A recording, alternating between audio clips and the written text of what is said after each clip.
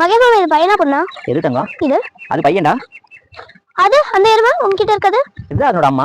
இந்த மாதிரி அக்கா பசங்க ஊருக்கு வர அன்னைக்கு பாத்தீங்கன்னு வச்சுங்களேன், கட்டுத்தரையில கஷ்டப்பட்டு வேலை செஞ்சா கூட அந்த வேலை வந்து கஷ்டமாவே தெரியாது. ஏன்னா அவங்க பேசுற பேச்சும் பழமையும் அப்படி. அட என்ன அதுக்குள்ள வேலை முடிச்சா இன்னும் செய்யலாமேன்னு இருக்கு. அப்படி என்னதான் பேசுறாங்க நீங்களும் கேளுங்களேன். அப்படின்னா அது பையனா பொண்ணா மகேஷ் அம்மா?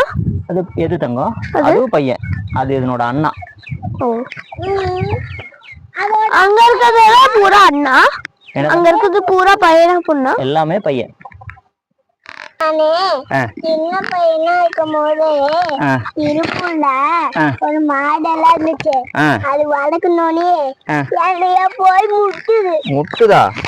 நீ வளர்த்தியா? யார் வளர்த்தது அந்த மாட்டெல்லாம்? நீதான் வளர்த்தியா? வெறும் எருமைதான் இருக்கா. எருமை மட்டும்தான், மாடு இல்ல. அது யார் வளர்த்துறா? எருமையா? ரெண்டு மட்டும் நானே வளர்த்துறது, மீதி பெரிய எருமெல்லாம் எங்க தாத்தா வளர்த்துறாங்க. சரி போலாமா? அந்த ஒண்ணு மட்டும் வலிச்சுட்டு போட்டு போயிட்டு அப்புறம் சாப்பிட்டு மற்ற வேலையை பாட்டுக்கலாம். ஓகே போலாம்.